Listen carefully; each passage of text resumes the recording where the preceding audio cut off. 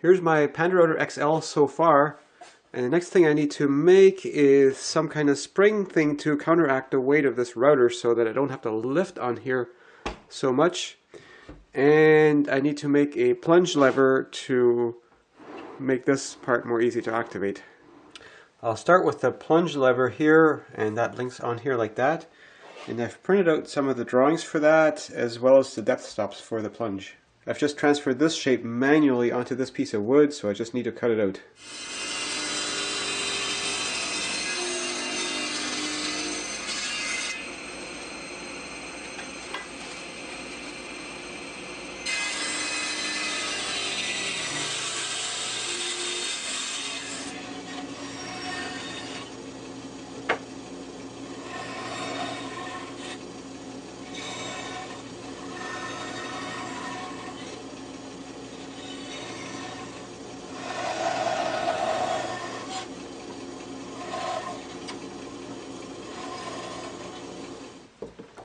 Now it needs some holes here, here, here, and here.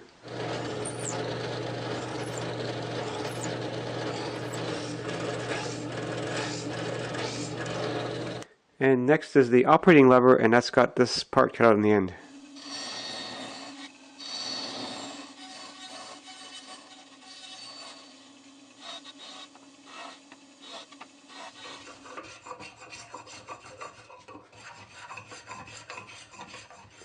This operating lever is just going to pivot on a big wood screw like so, and it needs to couple with this part here. And on here I could just put another wood screw in here or a nail, but I'm going to adapt this screw here because that fits on here very nicely.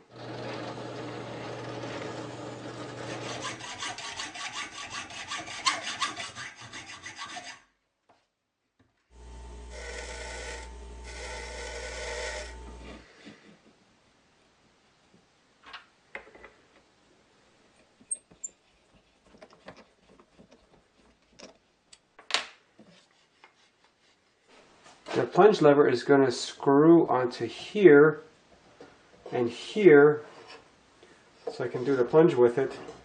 But I'm going to leave that off for now because I'm going to work on the depth stop, and that's going to be right here. I just cut out the rectangular shapes for these blocks, and using my 1-to-1 printouts, I can verify that these are the right size.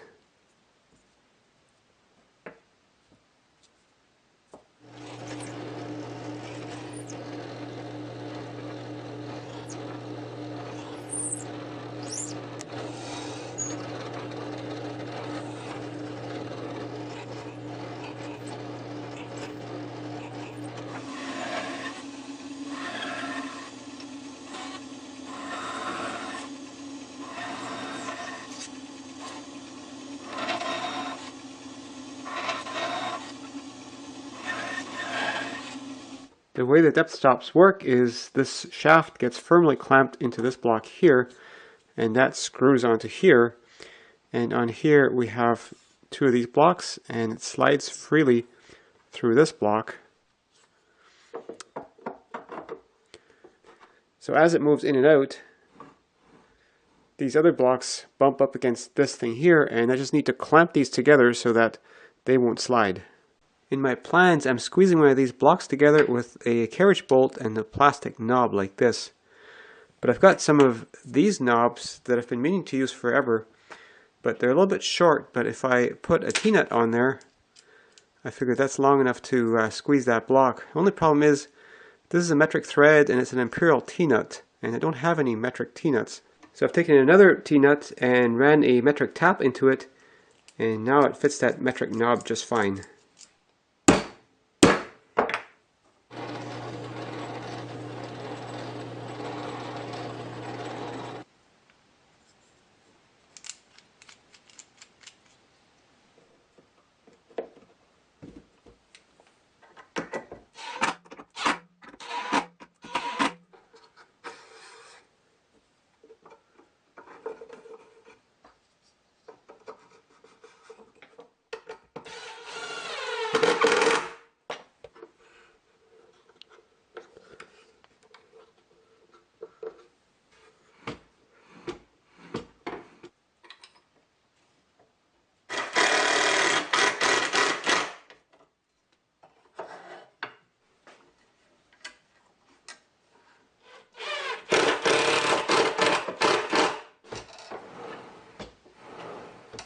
With the plunge mechanism complete, I can now start working on something to help lift up this router so I don't have to pull up the handle so much.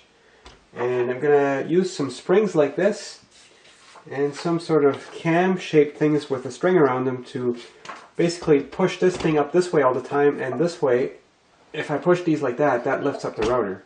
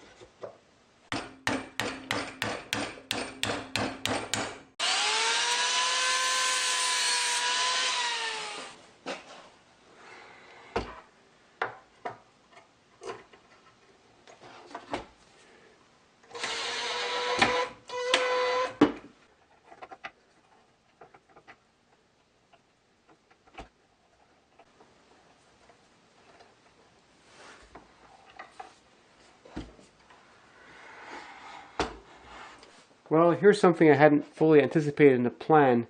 The shaft goes here for the depth stop, and the spring is supposed to go here, but it doesn't fit underneath, so I had to carve out a notch here to fit that underneath. But in the plans, what I'll do is I'll just move that shaft up by 1/2 centimeter, and that way you won't have to carve out this notch to mount the spring.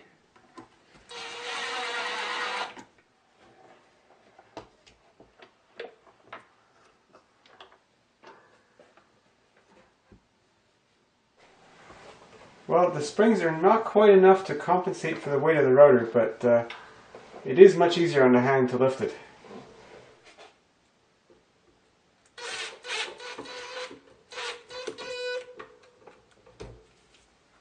I added a power switch because the one in the router is broken, and for safety.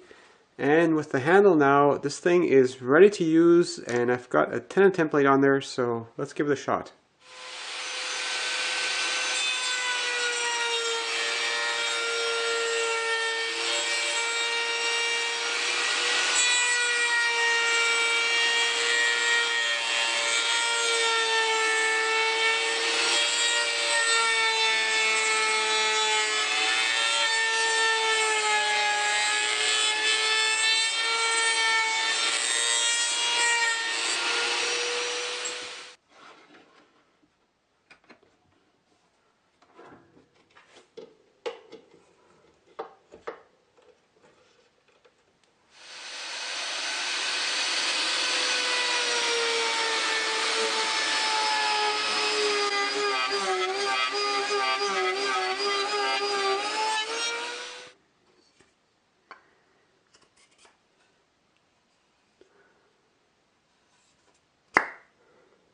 So this is working pretty good so far, but I'm not entirely happy with the accuracy, and this handle twists a little bit too easily. So in my next video, I'll focus on that.